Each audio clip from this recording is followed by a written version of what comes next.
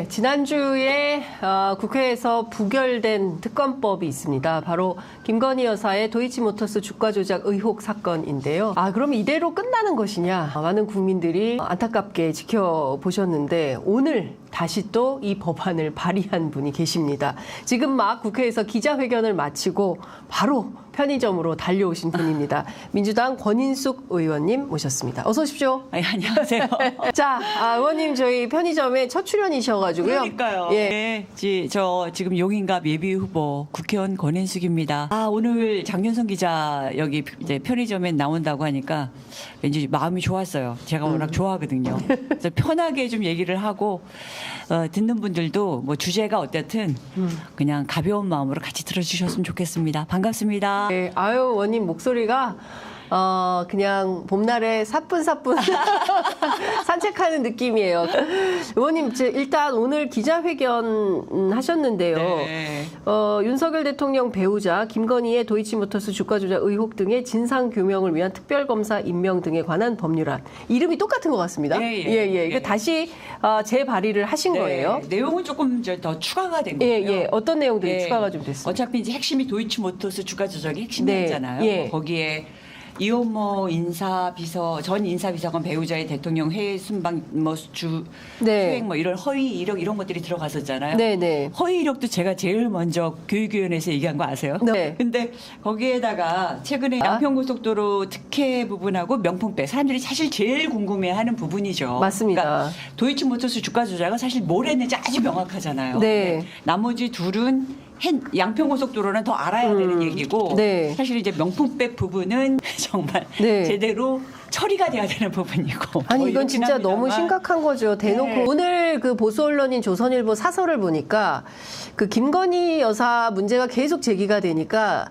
이 김혜경 여사 물타기를 하려고 작업을 좀 시작을 하고 있다. 그래서 뭐 수행실장을 왜 담양에 여성 특례 공천을 줬냐 이제 이런 비판을 하기 시작하면서 굉장히 오랫동안 활동하셨던 분이거든요. 빌드업을 하고 있다. 갑자기 막 붙이더라고요. 그래서 29일 날 그때 이제 찬성 토론하고 나서 많은 분들이 이렇게 박수 쳐주면서 근데 이제 결국 좌절했잖아요. 근데 이러고 나서 김건희 특검법이 이제 끝난 거다. 더 이상 비리는 의미 없는 거다라는 좌절감에 빠지면 안 되겠다 싶은 생각이 들었고 어떤 시기로든 계속 21대 이 문제들을 살려내야 되고 또 저희 같은 경우는 제가 용인이잖아요. 갑인데 이혼모 비서관이 전략 공천됐어요. 험지 간다더니 더 쉬운 데로 왔어요. 최고 쉬운 데죠. 사실은 그렇게 보여줄 수. 왜냐하면 이제 계속 지금 12년 동안 그 이제 국민의힘 그쪽이 선택했던 곳이고 이제 8년 동안 그분들이 감옥에 가 계셔서 국회의원이 없었던 곳인데 사실 너무 좀 두렵기도 한 거예요. 왜냐하면은 저희가 이제 반도체 해가지고 뭐 산단 어마어마한 이제 변화가 있을 것인데 거기에 김건희 여사, 이혼모 이런 이름이 겹치니까 이건 또 무슨 일이 벌어지려고 여기서 이러는 거야라는. 위기의식. 뭐 무슨 장난이 또 벌어지는 거 아니야 라는 생각이 들 만큼 굉장히 초조했어요. 사실.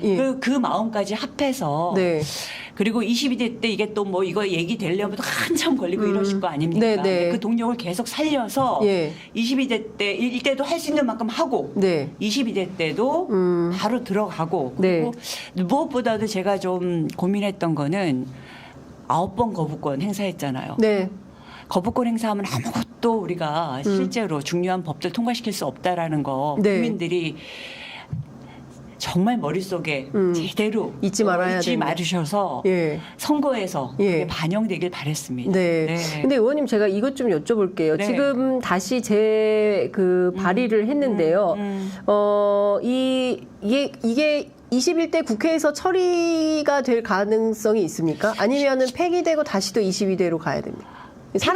있게 됩니까? 살아있지는 않게 되겠죠. 그렇지만 이제 논의는 될 것이고 또 만약에 뭐 국회 때문에 너무 바쁘다, 총선 때문에 너무 바쁘다 그래도 그 이후의 기간이 있는 거고요. 그렇죠. 5월 말일까지는 살려내야죠. 계속 살려내서 22대 때 이게 바로 아주 본격적으로 다뤄질 수 있는 그런 이슈가 돼야 된다. 이슈를 만들고 준비를 해야 되고 그리고 거부권 거부권이 도대체 무엇인지에 대해서 국민들이 잊지 않게 하는 거는 정말 한 100번쯤 강조하고 싶네요. 그러니까 거부권을 거부하는 전국을 만드는 총선이 돼야 됩니다. 이번 정말, 총선이 진짜 정말, 간절한데 너무너무 좋은 법들이 다 죽어버렸잖아요. 뭐 그러니까. 노란봉투법보다 아주 가슴이 막 터질 것 같아요. 이태원법은 뭐 생각만 해도 눈물이 나서 이런 식으로 계속 갈 수는 없잖아요. 앞으로 3년 계속 이렇게 갈 건가요? 그러니까요. 그래서 그거를 사람들에게 자꾸 알려드리고 싶었습니다. 네. 지금 보면 도이치모터스 주가 조작 의혹, 허위 이력 학력, 뇌물성 전시회 후원, 대통령 공간 그 리모델링 인테리어, 너무 많아. 대통령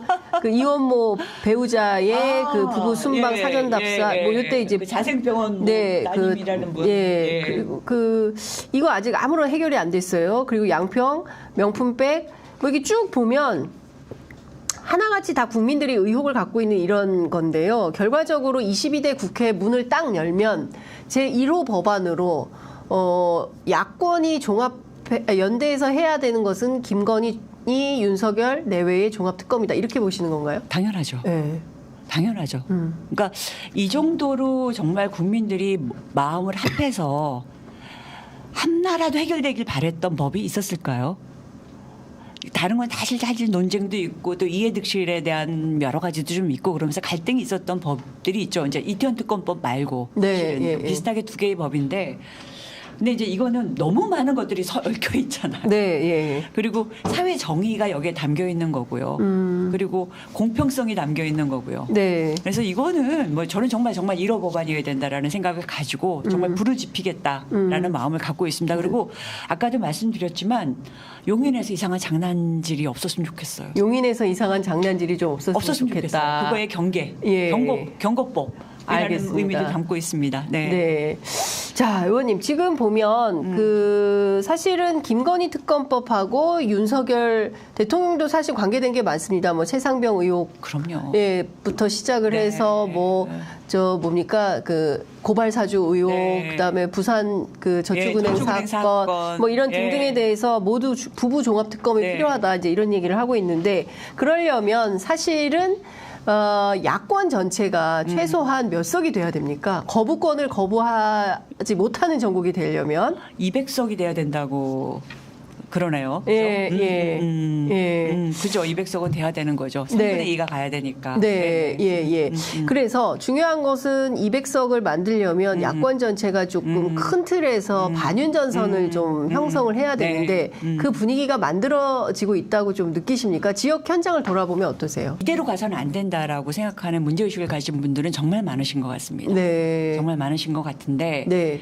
근데 이제 이게 또 사람의 머리가 복잡해지기 시작하면 또 어떻게 될지는 모르죠. 근데 제가 이제까지 만난 분들은 두려워하시는 것 같아요. 경제가 너무 일단 안 좋고 여러 가지 삶의 현실이 너무 안 좋고 그래서 이대로 갈 수 없고 만약에 우리가 이 반 정도도 지켜내지 못한다면 그 이후에 이 부자들만을 위한 세상이 되는 것이 아닐까라는 것에 대한 두려움 그거는 정말 본질적인 것 같습니다. 그러니까 뭐 지역을 다녀보시면 이제 그런 얘기를 너무 많이 드시고 너무 또 많이 민생 살기 어렵다. 저도 어제 현장 취재 나갔었는데 진짜 먹고 살기 힘들다는 말씀을 도처에서 하시더라고요.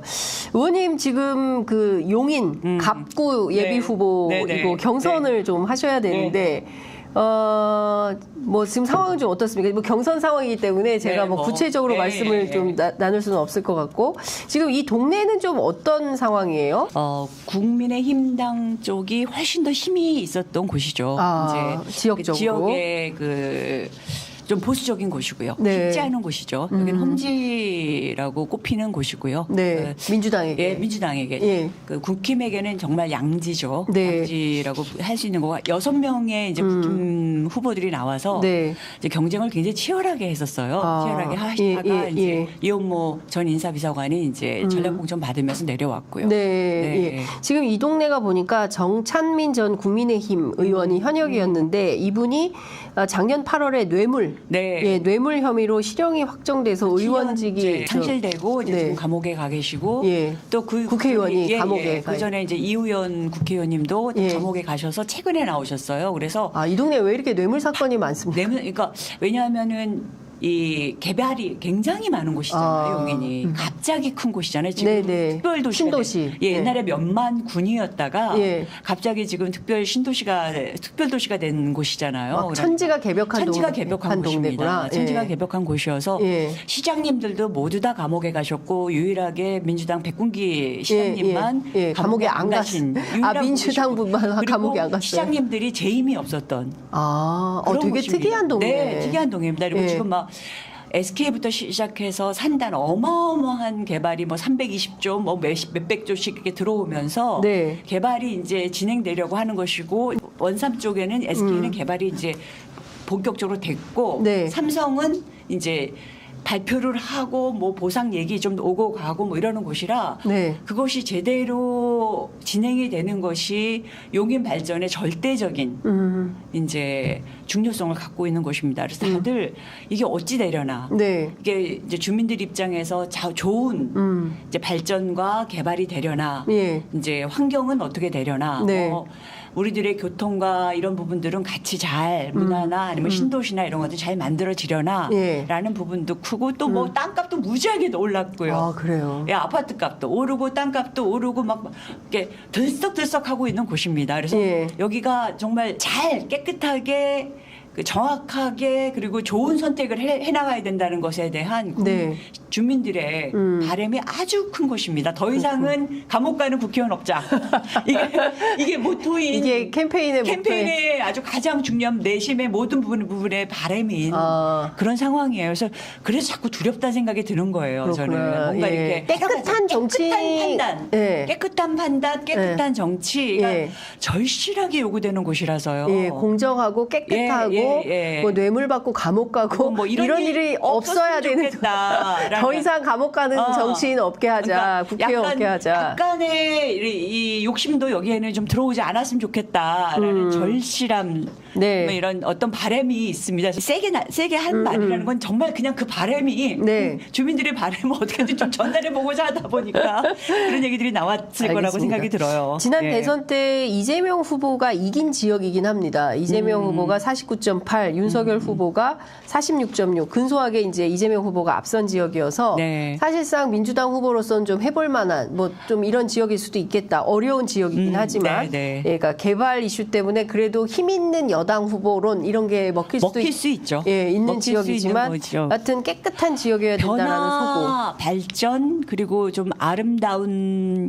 도시에 대한 그 바람이 아주 크고 그래서 아마 이재명 후보에 대한 기대가 있었지 않았을까 싶습니다. 정찬민 후보가 그때 감옥에 가 계셨어요. 그러니까 활동하기가 좀 힘들었던 그런 제약도 좀 있었고요. 그 상대당 후보인 국민의힘의 이원모 전 비서관은 이제 인사비서관이었고요. 검사 출신이고 맞습니다. 또 윤석열 대통령의 애정하는 후배로 또 알려져 있기도 합니다. 그러니까 친윤 찐윤 뭐 거의 그런 수준 많이 나오더라고요. 인데 사실은 이제 법무부에서도 인사검증 시스템이 제대로 작동된 거냐라는 차원에서 이제 한동훈 비대위원장에 대한 비판이 많은데 비슷한 맥락의 비판을 이원모 전 비서관에게도 하고 있습니다. 우선 김행 여가부 장관 후보자 그 국회 여성가족위원회 위원장이시잖아요. 맞아요. 그러니까 그때 이 김행 주랭랑 사태 때 현장에 계셨던 분이고 또 이균용 대법원장 후보 또 정순신 국가수사본부장 후보 그러니까 너무 쉽게 발견할 수 있는 걸 발견하지 않고 지명을 한 그런 상황이 계속 반복됐었잖아요. 반복돼가지고 정말 이런 분이 그럼 제대로 일을 할 수 있는 거야. 그러니까 상식적이고 좋은 판단들 그리고 그 국민들을 위한 판단을 할 수 있는 분일까라는 것에 대한 근본적인 의심이 드는 거죠. 바로 그 다음 날 제가 뭐 글을 올렸잖아요. 너무 걱정스럽다라고 얘기했더니 뭐 이원모 전 비서관은 내 인사검증에 실패한 적이 없다라고 그래가지고 저보고 뭐 거짓 선동꾼 정치인이라고 퇴출해야 된다고 페이스북글에 올려서. 아, 김행 전 후보자가요? 그래서 아이고 본인 이원모 후보가 본인 인사검증했다라는 거를 또 본인이 인증까지 해주셔가지고. 예. 네, 하여간 지금 중요한 포인트는 이원모 비서관과 이제 그 가장 강력한 후보는 아무래도 이제 민주당 후보가 네. 될 수밖에 없기 때문에 네. 이게 이 격돌 과정에서 어떤 결과가 될지는 저희가 좀 지켜보도록 하겠습니다. 아니 근데 용인갑에서 2년 전부터 준비를 하셨어요? 꽤 네. 오랫동안 준비하셨네요. 일단 저는 험지에 가야 된다라는 생각이 있었어요. 근데 왜냐면 이재명 후보가 예. 그때 당대표 이제 그 후보 연설하는데 네. 비례를 험지로 보내시겠다는 거예요. 네. 그래서 그래야 되나 보다라고 생각하고 사실 이렇게 그런 험지이면서 또 다른 국회의원이 없는 곳이 없었어요. 그리고 제가 거기서 또 교수 생활을 좀 한 적도 있고 그래서 그래서 거기로 간다고 하면서 이제 이재명 그 대표를 만나서 그래서 제가 선택을 했어요. 그랬더니 제가 그런 말을 한 적이 있어요. 그러시는 거예요. 네. 저로서는 비례는 되게 혜택을 많이 받았잖아요. 그래서 비례라는 혜택. 네, 그래서 예. 영역을 확대하는 그러니까 우리의 그 민주당의 영역을 확대하는 한 자리라도 더 얻어서 네. 이번에 절실한 총선 결과를 만들어내는데 그래도 내가 일조해야 된다라는 그 명분 앞에서 이제 네. 선택한 겁니다. 그러니까 대개의 경우에는 이른바 이제 자객공천이라고 해서 민주당 현역이 있는데 네. 이제 그 네. 친명의 네. 그 간판을 걸고 네. 이제 가는 지역들이 네. 많은데 네. 일찌감치 그 민주당 현역이 없고 그리고 국민의힘 현역이 있으면서 좀 험지라고 알려진 곳에 가서 개척하는 마음으로 이제 갔다 이런 말씀을 좀 주셨습니다. 네.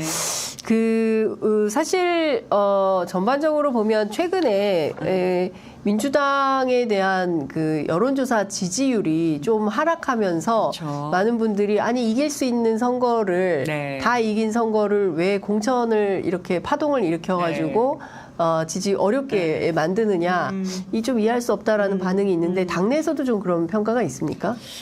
걱정은 있죠. 아무래도 지지율에는 우리는 다 민감할 수밖에 없으니까요. 예. 그리고 이제 총선이 많이 남지는 않았으니까 네. 이 국민들의 공감을 더 많이 얻을 수 있는 공천으로 갔으면 하는 바람들이 다 있죠. 근데 네. 또 결과적으로 보면 저쪽하고 우리 쪽하고 오선들 이렇게 비교를 보면 네. 우리 쪽은 거의 오선들이 다 탈락하셨더라고요. 거의 남았는데 그쪽은 또 한 명 말고는 김영선 의원 하나죠. 그래서 그러니까 나중에 보면 또 결과에 대해서는 또 좀 인정해 주시지 않으실까라는 바람을 가지고 있죠. 네, 그러니까 지금 뭐 공천에 상당히 뭐 파열음이 있긴 하지만 네. 뭐 선대위가 출범하고 이러면 극복해서 네. 선거 승리를 위해서 그리고 해야 된다. 아까 우리가 초반에도 얘기를 했었지만 민주당에 대한 자세 그리고 우리가 이런 기회를 한 번이라도 얻었던 것이 무슨 의미인가에 대해서 네. 다시 생각해 주셨으면 좋겠다라는 바람이 있습니다. 네.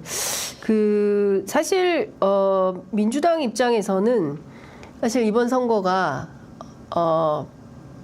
명운이 걸린 선거지 않습니까? 당의 명운이 아니라 그냥 국민의 명운이 달린 선거 아닌가요? 저희 정말 이번에 구정대 돌아다니면서 네. 가슴이 아파서 미치는 줄 알았어요. 이게 어떤 얘기를 들으셨는데요? 너무 힘드셔요. 뭐 어떤 분은 정말 이렇게 모든 게 건설업 이쪽은 네. 돈 되고 뭐 이러면서 모든 게 동결이 돼서 오늘 예. 살 쌀이 없다. 네? 쌀이 없다? 그 정도 얘기까지 나오는 걸 지경이에요. 예, 그 지경인 분들 얘기까지 들으면서 막 가슴이 철렁철렁한 거예요. 뭐 물가 뭐 비싼 건 뭐 말할 것도 없고. 예. 어떡하지? 막 죄송스러워서 어떻게 할 수가 없는 거예요. 이거 많은 부분은 정치가 잘못돼서 이렇게까지 가는 건데. 네. 어머 너무 죄송스러워서 예. 그래서 이거는 정말 국민들에 대한 저희 책임이라는 생각밖에 사실은 안 들어요. 예. 네. 아, 오늘 저녁 먹을 쌀이 없다는 얘기까지 나왔어요. 저는 그 얘기까지 들으면서 이건 뭐지? 야, 이게 진짜 너무 2024년에 심각하네요. 예. 우리가 못 겪을 일을 너무 많이 겪는 것 같고. 아니 OECD 경제대국 11대 그러니까요. 경제대국에서 물론 뭐 윤석열 예, 정부에 떨어지긴 예, 했습니다만 예, 그래도 예. 부자 나라인 한국에서 예, 뭐 김건희 사건, 김건희 여사 사건 뭐 이거 가지고 싸울 일이 아닌 싸우는 지경이 현실도 됐습니다. 지경까지도 있고 뭐 이거는 예. 사실은 저희가 나라를 나라답게라는 걸로 이제 그때 문재인 대통령 나오셨지만 네. 지금은 그곳에 100배 이상의 현실이 벌어지고 있지 않는가라는 생각이 듭니다. 네. 뭐 이제 이번 총선 굉장히 중요하다고 하는데요. 뭐 투표 참여 문제도 좀 우려하는 분들도 계시고. 그게 제일 걱정이죠. 네. 예. 왜 이번에 투표를 꼭 해야 됩니까, 의원님? 우리가 살아야 되니까. 예? 살아야 되니까. 예. 우리나라가 살아야 되고 미래 세대가 살아야 되니까요. 예. 지금은 퇴행의 시대인 거 확실합니다. 네. 그리고 저출생을 막을 수 있는 네. 어떤 아이디어도 없고 이 환경의 문제, 네. 환경과 지금은 이제 산업이 완전히 결합됐잖아요. 그것에 대한 대안도 안 갖고 있는 그런 정부입니다. 네. 그래서 이 미래와 지금의 당장의 우리를 위해서 정말 싫은 게 있으시겠죠. 마땅치 않은 게 있으시겠죠. 근데 그거보다 더 큰 문제를 생각해 주십사라는 네. 절실한 마음을 전하고 싶어요. 예. 그러니까 어찌됐든 이번 총선 굉장히 뭐 그 윤석열 정부 1년 8개월이 지났지만 어느 것 하나 좀 좋은 점수를 주기 어려운 분야별로 볼 때 특히 이제 외교, 역사, 뭐 경제, 뭐 네. 민생, 뭐 등등 그리고 모든 개개인의 뭐 최상병 문제부터 시작해. 예, 그렇죠. 뭐 이렇게 너무 그 억울함. 예, 그러니까 이게 이태원 참사, 이태원 참사, 뭐 이런 모든 게 지금 조금의 노력, 조금의 다른 시각이었으면 이렇게까지 깊게 상처가 되지는 않을 수 있는 네, 그것부터 시작해서 예, 국민들의 민생에 대한 마음만 있었다면 이렇게까지 처절하지는 않을 것 같은 경제가. 네. 그러니까 매우 심각한 상황에서 어떻게든 좀 다시 민주주의를 복원하는, 회복하는 차원에서의 총선이 좀 됐으면 좋겠다. 이제 이런 당부 말씀 주신 걸로 이해하도록 하겠습니다. 오늘 말씀 잘 들었습니다. 고맙습니다. 네, 감사합니다. 예.